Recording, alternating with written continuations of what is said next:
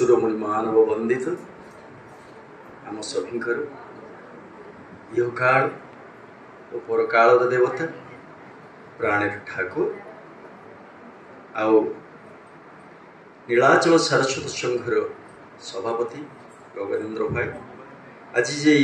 शुभ अवसर टी से सभापत्य करुछंती तथा आज महाख्य सभार जो वरिष्ठ वरिष्ठ राज्ञ विज्ञ भाई और माँ मैंने उपस्थित अच्छा से चरण कमल जुगपति प्रणाम जय गुरु प्रणाम निवेदन करुच्ची। आज ये शुभ अवकाश जो दिव्यात्म श्रोतृमंडली ये उपस्थित हो निगम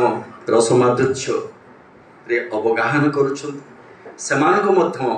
जय गुरु प्रणाम निवेदन करुच्ची। आ गोटे स्वतंत्र नमन करी सारा विश्व प्रेक्षापटरे ठाकुरंकर चेतना ठाकुरंकर भावधारा एक ठाकुरंकर दर्शन निगम दर्शन को जो संघ विश्वमुखी करिछि प्रचार प्रसार प्रमुख भूमिका ग्रहण करिछि से नीलाचल सारस्वत संघर प्रत्येकटी भाई और माँ समस्त पदारविंदे मो शतकोटी प्रणाम निवेदन करुच्ची। आज आमर समस्त अति प्रिय नमस्य जोगजन्मा प्राज्ञ विज्ञ त्रिकालदर्शी ऋषिकल्प एवं जी आम सम्मुख ये उपस्थित अच्छा नित्य परिचालक रूप से दुर्गाचरण भाई पदारविंदे आउ थे मो प्रीति प्रणाम निवेदन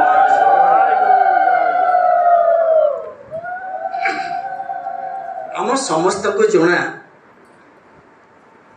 निजर कर्मधारा ठाकुर किछिटा बीतस्पृह होकर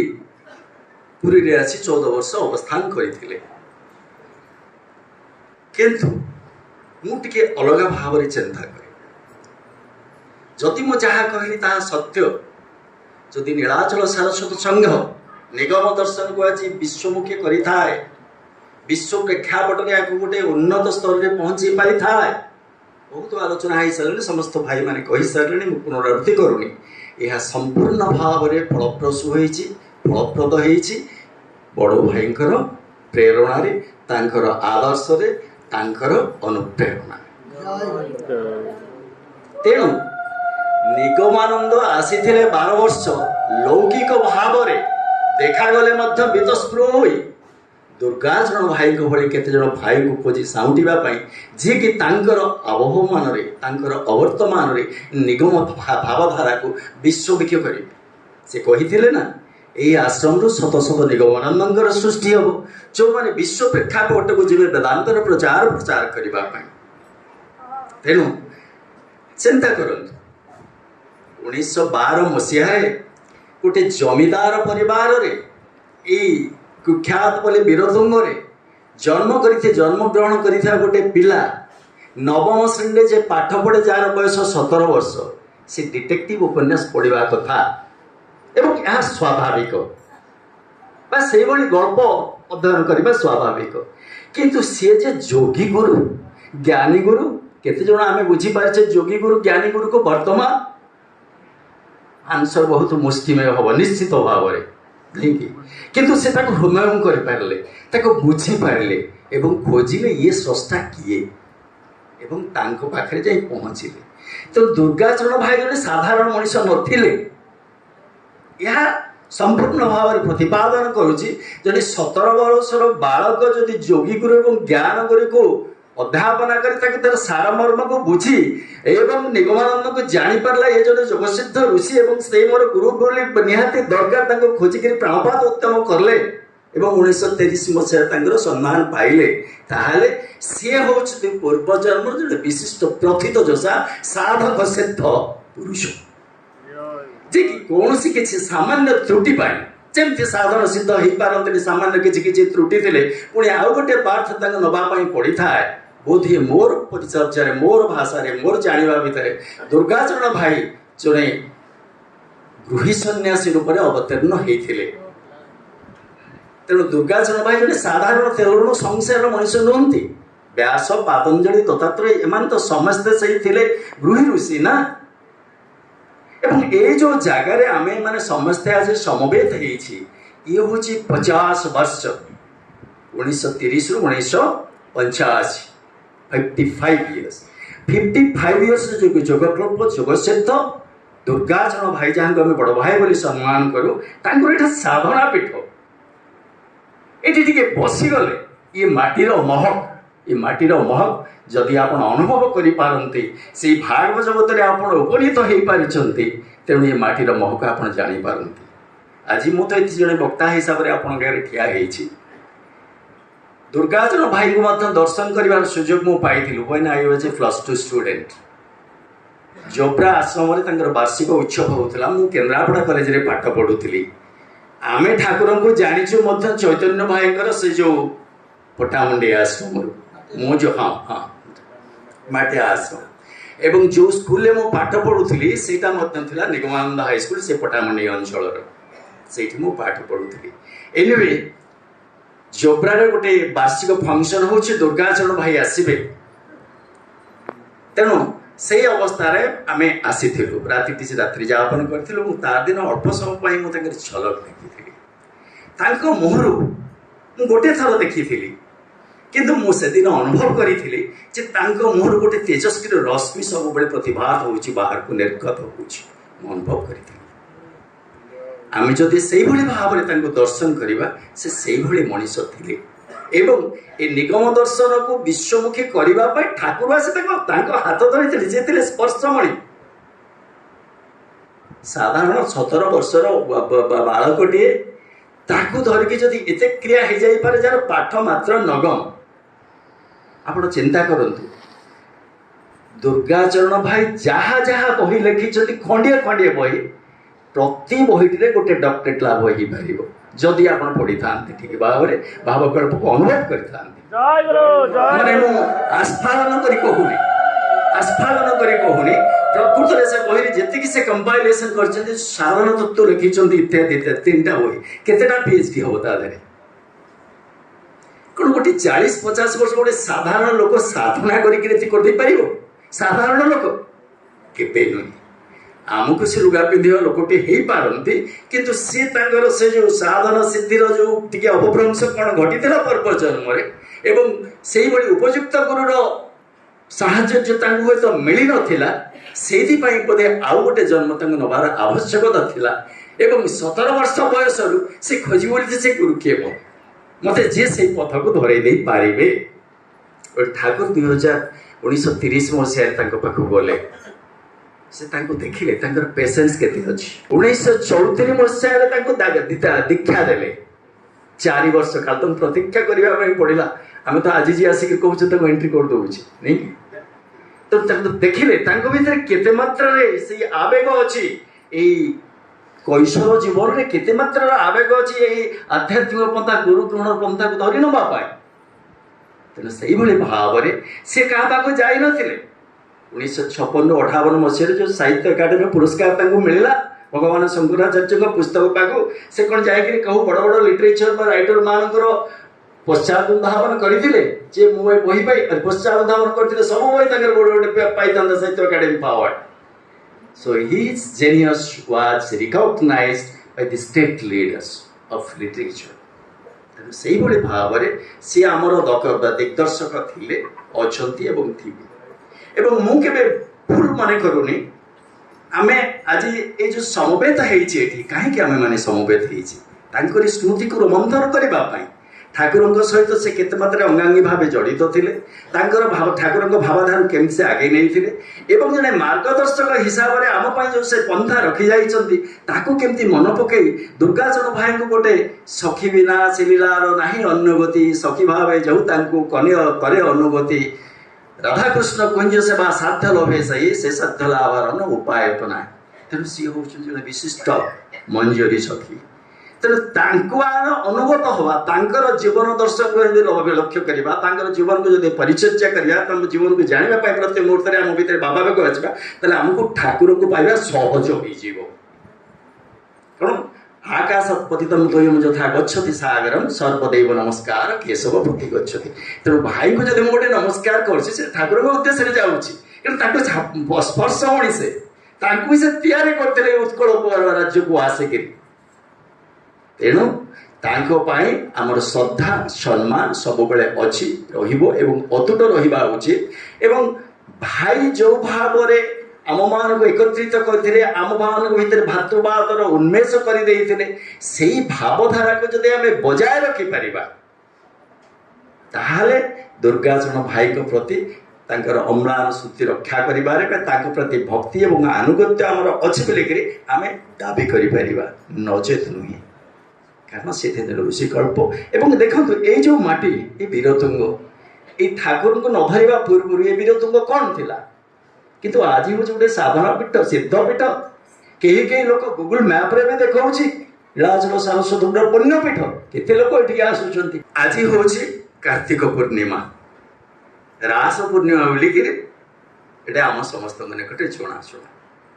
तो दुर्गाचरण भाई जहाँ कही ठाकुर जहाँ कही रास या सब मिसेक गोटे आ 5 मिनट कहूँ मो वक्तव्य को मुझे सांग करी देखो भगवान रास रहस्य कौन भगवान सहित भक्तर मिलन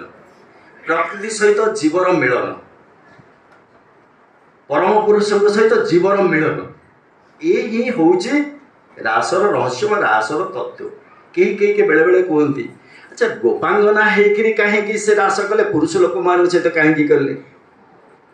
बेले बेले माने वितंडा लोक सब कहती तार पूर्व अवस्था को आम जा गोपी मान चाहिए अंग संग लाभ करने आ से समस्त इच्छा पूरण करती कांता प्रेम हूँ गोटे चरम प्रेम कांता प्रेम जो माधुर्य मिले आउ जो 4टा भाव रहा से भाव मिले एका एका आसव फाइनाल गोपी भाव पूर्व जो सार निर्यास ता हूँ कांता भाव तेणु से कांता भाव में गोपी मैंने चाहिए प्रेम लाभ करवा से तो से गोपांगना होते किंतु विकृत जी जी माने काम रस जार मन मन परिपूर्ण से अर्थ कर जहाँ भी हो रास भगवान गोपांगना मान को मनस्कामना पूर्ण करेंगे तेणु रास रजन जाए से वेणुवादन कर गोपांगना मान आसी समस्ते आसी सारा भगवान कौन कले ना बहु 16 सहस्र रूप में परिणत हेले जोग माया को आश्रा कर 16 सहस्र गोप धरी गोपी के सॉरी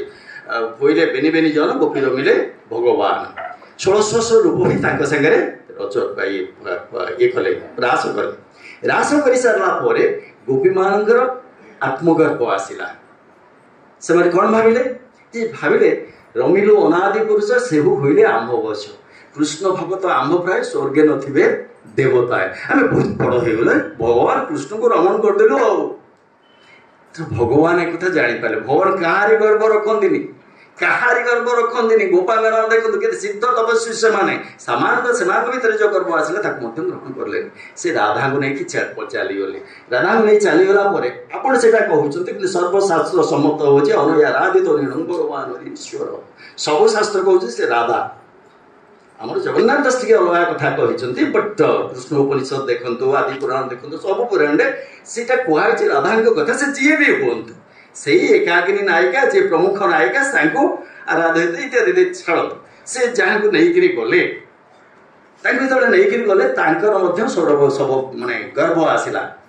जो गर्भ आसला से पचारे जी आप कौटी जी कौटी जी जो कुंज को दरकार से कुंज को नहीं जाओ से कुंज को नापी जो से भिड़ीपाड़ी लुगापटा पिंधिकी कांधे बसवाई जाऊँगी से कृष्ण अंतर्हित हो गले तो क्लादिनी शक्ति सचित आनंद कृष्ण स्वरूप तेणुक स्वरूप शक्ति है क्लादिनी शक्ति स्वरूप होती राधा तेणु से कौन है माने भगवान अदृश्य हो गले राधा ओठ फाटीगला देखो क्लादिनी शक्ति ये अवस्था तेणु आम मान भर जो गर्व अहंकार आत्मम्भरिता ये सब रेणु ठाकुर भाव चेतना आम भितर प्रतिभूत हो पार ना तेणु रास रजन पूर्व कथा टी कहमी कनक्लूजन को आसीजी रास रजन भगवान चाहिए ଯେ ରାଧାଙ୍କର ବିରହ ଅବସ୍ଥା ଆଉ ମିଳନ ଅବସ୍ଥା ଦୁଇଟା ଯାକ ଅବସ୍ଥା ଗୋପୀମାନଙ୍କଠୁ କାହିଁ 7,00,000 ଗୁଣରେ ଅଧିକା। ଏବଂ ବର୍ଷା ଋତୁରେ ବନ୍ୟା ଆସେ, ଶୀତ ଋତୁରେ ବନ୍ୟା ହୁଏନି। ତେଣୁ ବିରହ ଦଶାରେ ମହାଭାବ ଆସିପାରେ, ତା ପୂର୍ବରୁ ନୁହେଁ। ରାସ ସରିଛି କିନ୍ତୁ ମହାରାସ ହେଇନି। ତେଣୁ ସମସ୍ତେ ନ ମିଶିଲେ କେମିତି ମହାରାସଟା ହେବ? ତେଣୁ ସେତେବେଳେ 4ଟି ଅବସ୍ଥା ରହିଛି। ଗୋଟେ ହେଲା ରାଧା ଏବଂ କୃଷ୍ଣ, ତାଙ୍କର ଗୋଟେ ଭାବ। ସୁହୃଦ ପକ୍ଷ ସପକ୍ଷ, ତାଙ୍କର ଆଉ ଗୋଟେ ଭାବ। ବିପକ୍ଷ ଦଳ ଯେଉଁମାନେ ଥିଲେ, ଯାହାଙ୍କ କଥା ଆପଣମାନେ କହୁଥିଲେ ଚନ୍ଦ୍ରାବଳୀ ଇତ୍ୟାଦି, ତାଙ୍କର ଗୋଟେ ଭାବ ଥିଲା। ସେମାନେ ବିପକ୍ଷ ଦଳ ନାଇଁ ରାଧା ଯାହା କରୁଛନ୍ତି ଠିକ ହଉନାହାନ୍ତି, ଏଇଟା ସବୁ ଭୁଲ ଭଟକା ହଉଛି। ବିପକ୍ଷ ମାନଙ୍କର ଗୋଟେ ଭାବ ଥିଲା। ଆଉ ଥିଲେ ଦଳେ ତଟସ୍ଥା, ସେ ନା ଏଇଟା ଠିକ ସେଇଟା ଠିକ କୋଉଟା ଜାଣିପାରୁନଥିଲେ, ତଟସ୍ଥା ଭାବ ଥିଲା। ତେଣୁ ଏ 4ଟା ଭାବକୁ ଏକାକାର କଲେ ସମତା ଭାବ ସୃଷ୍ଟି ହବ ବା ମହାଭାବ ହବ। ତେଣୁ 4ଟା ଭାବକୁ ଏକାକାର କରିବା ପାଇଁ ହେଲେ ରାଧାଙ୍କର ବିରହ ଅବସ୍ଥାକୁ ଆଣିବା ପାଇଁ ପଡ଼ିବ। ଏବଂ ଗୋପୀମାନେ ପଛରେ ଆସିଛନ୍ତି। ଗୋପୀମାନେ ଯେତେବେଳେ ପଛରେ ଆସି ଦେଖିଲେ ରାଧା ପଡ଼ିଛନ୍ତି, କୃଷ୍ଣ ତାକୁ ଲୁଚି ପଳେଇଗଲେ। କୃଷ୍ଣ ତାକୁ ଗଛ ଅଡ଼ୁଆରେ ରହି ଦେଖିଲେ ରାଧାଙ୍କର ଯେଉଁ ବିରହ ଅବସ୍ଥା ହେଇଛି, ତାକୁ ଦେଖିକିରି ସେ ଖୁସି ହେଲେ। ବଟ୍ ସେ ଜାଣିବା ପାଇଁ ଚାହିଁଲେ ଯେ ସେମାନେ ସମସ୍ତେ ଆସନ୍ତୁ, ଦେଖନ୍ତୁ ରାଧାଙ୍କର ବିରହ ଅବସ୍ଥା ତାଙ୍କଠୁ କେତେ ଗୁଣ ଅଧିକ, ସେଟା ଲେଟ୍ ଦେମ୍ ରିଅଲାଇଜ୍ ଦି ଥିଙ୍ଗସ୍। ଏବଂ ସେମାନେ ଆସିଲେ, ଆସିକି ଦେଖିଲେ ରାଧା ଏଇଠି ପଡ଼ିଛନ୍ତି ଇତ୍ୟାଦି କହିସାରିଲା ପରେ ତାଙ୍କୁ ସେ ପଚାରୁଛନ୍ତି, ଆଚ୍ଛା ତୁମର ଅବସ୍ଥା କେମିତି ହେଲା? ସେ ତାଙ୍କୁ କହୁଛନ୍ତି ଯେ ଏଥିରେ ଭଗବାନ ତୁମକୁ ଭଗବାନ କୃଷ୍ଣ ଏଇ ଆସିଥିଲେ ନା? ହଁ ମୋତେ କୃଷ୍ଣ ଆସିଥିଲେ। ତୁମ ଟିକେ ଫୋପାଡ଼ି ଦେଇ ଚାଲିଗଲେ? ନା ନା, ମୋତେ ସେ ଫୋପାଡ଼ି ନାହାନ୍ତି। ମୋ ପ୍ରତି କିଛି ଅନ୍ୟାୟ ଅତ୍ୟାଚାର ସେ କରିନାହାନ୍ତି। ମୋର ଆତ୍ମବଳିବା ଆତ୍ମମୋହିତା ଏ ପାଇଁ ମୋର ଅବସ୍ଥା ହେଇଛି। କାରଣ ମୁଁ ଭାବିଲେ ମୁଁ ହିଁ ଗୋପାଙ୍ଗନା ମାନଙ୍କଠୁ ଶ୍ରେଷ୍ଠ। ତେଣୁ ଏଇ ଅବସ୍ଥାରେ ଯେତେବେଳେ ହେଇଛି, ସେମାନେ କୃଷ୍ଣଙ୍କୁ ଖୋଜିବା ପାଇଁ ଚେଷ୍ଟା କରିଛନ୍ତି। ଏବଂ ସେତେବେଳେ ରାଧା ତାଙ୍କୁ କହିଛନ୍ତି ନା ଏ ଖୋଜି ଖୋଜିକିରି ବଣ ଜଙ୍ଗଲରେ ସେ ଦୌଡ଼ିବେ, କେଉଁ ଗଛରେ ବାଡ଼େଇ ହେଇଯିବେ ଇତ୍ୟାଦି ଇତ୍ୟାଦି ହବ। ତେଣୁ ଆମେ ସେଇଆ କରିବାନି, ସେଇ ଯେଉଁ ବଂଶୀ ବଟକୁ ଯିବା, କାଳୁନ୍ଦୀ ପୁଳିନକୁ ଯିବା, ସେଇ ତାଙ୍କୁ କାନ୍ଦିବା, କାନ୍ଦି କାନ୍ଦି ଫସେଇଦେବା। ଯଦି ସେ ଆସିକି ଧରା ଦିଅନ୍ତି ଭଲ କଥା, ନହେଲେ ସେ ଯମୁନା କୂଳକୁ ଯାଇ ଆମେ ଆତ୍ମବିସର୍ଜନ କରିବା। ଏବଂ ଭଗବାନ ଆସିଛନ୍ତି, ଭଗବାନ ଆସିକିରି ଗୋପୀକେ ଗୋବିନ୍ଦ ଗୋଟିଏ ସ୍ୱର୍ଗେ ଦେଖନ୍ତି ଦେବତା ନାଇଁ ହେଲା। ତେଣୁ ଏଇ ଯେଉଁ 4ଟା ଭାବ ଆମମାନଙ୍କ ଭିତରେ ଅଛି, ଆମମାନଙ୍କ ଭିତରେ ମଧ୍ୟ ସେ 4ଟା ଭାବ ଅଛି। এই 4ଟା ଭାବକୁ ଦୂରୀଭୂତ କରି ଯଦି ଆମେ ଏକୀଭୂତ କରିପାରିବା, ତାହେଲେ ସେ ସଂଘ ଶକ୍ତିର ପ୍ରତିଷ୍ଠା ହେଇପାରିବ। ଏବଂ ସଂଘ ଶକ୍ତିର ପ୍ରତିଷ୍ଠା ହେଲେ ଆମେମାନେ ସବୁ ଗୋଟେ ଗୋଟେ ପ୍ରକାଶ ଶକ୍ତି ରୂପେ ପ୍ରତିଭାତ ହେବା ଏବଂ ଠାକୁରଙ୍କ ଭାବଧାରା ଆମ ଦ୍ୱାରା ପ୍ରତିଭାତ ହେବ ଏବଂ ପ୍ରଚାରିତ ପ୍ରସାରିତ ହେବ। ତେଣୁ ଧୀରେ ଧୀରେ ଆମ ଭିତରେ ଦେଖାଯାଉଛି ଏଇ ଭାବ ଗୁଡ଼ା ଟିକେ ଇନକ୍ରିଜ୍ ହେଉଛି, କମୁନି। ତେଣୁ ଆଜିର ଶୁଭ ଦିନରେ, ଯେତେବେଳେ ଆଜି ହେଉଛି ଦୁର୍ଗାଚରଣ ଭାଇ ବା ବଡ଼ ଭାଇଙ୍କର ଜନ୍ମଦିନ, ଆଜି ଏ ଶୁଭଭୂତ ଦିନରେ ଆମେ ସମସ୍ତେ ସଂକଳ୍ପ କରିବା, ସଂଘ ଭିତରେ ଆମେ ଯେତେ ଭାଇ ମା ଅଛେ, ସେ ପଦ ପଦବୀ ଇତ୍ୟାଦି ଯିଏ ଯାହା କିଏ କ'ଣ କହୁଛି ସେଗୁଡ଼ାରେ କିଛି ନାହିଁ। ମୋ ମନର ଠାକୁର ଯଦି ମୋର ମନର ଭାବକୁ ଗ୍ରହଣ କରୁଛନ୍ତି, ସେ ଲକ୍ଷ ଦୁନିଆ କ'ଣ କହିଲେ ମଧ୍ୟ ମୋର ସେଥିରେ ମୁଣ୍ଡ ଖେଳିବାର ଆବଶ୍ୟକତା ନାହିଁ। ଏଇଭଳି ଭାବରେ ଯଦି ଆମେ ପରସ୍ପରକୁ ଭାତୃବାଦରେ ସାହାଯ୍ୟ ସହଯୋଗ ସହଯୋଗିତା ସହଭାବିତା ପରସ୍ପର ଭିତରେ କରିବା, କାରଣ ଠାକୁରଙ୍କ ପାଇଁ ଆମେ ସବୁ କରୁଛେ, ଆମ ପାଇଁ ନୁହେଁ। এই ଭାବକୁ ଯଦି ଦୃଢ଼ କରିଦେଇ ପାରିବା, ତାହେଲେ ସଂଘ ଶକ୍ତିର ପ୍ରତିଷ୍ଠା ହେବ। ଆଉ ଦୁର୍ଗାଚରଣ ଭାଇଙ୍କର ଏଇ ଯେଉଁ ଜନ୍ମ ଦିବସ ଆମେ ପାଳନ କରୁଛୁ ନା, ତା ନିତ୍ୟ ଲୋକରେ ଥିବା ସେଇ ନିତ୍ୟ ପୁରୁଷଙ୍କର ସହଚରୀ ଦୁର୍ଗାଚରଣ ଭାଇଙ୍କର ଆତ୍ମା ମୋତେ ବହୁତ ଖୁସି ହେବ। ନୀଳାଚଳ ସାରସ୍ୱତ ପାଇଁ ସେ କିଛି କରିକିରି ଯାଇଥିଲେ ଏବଂ ତାଙ୍କର ଅନୁବାୟୀମାନେ ତାକୁ ଭଲ କରୁଛନ୍ତି। ଜୟ ଗୁରୁ ଜୟ ଗୁରୁ ଜୟ ଗୁରୁ।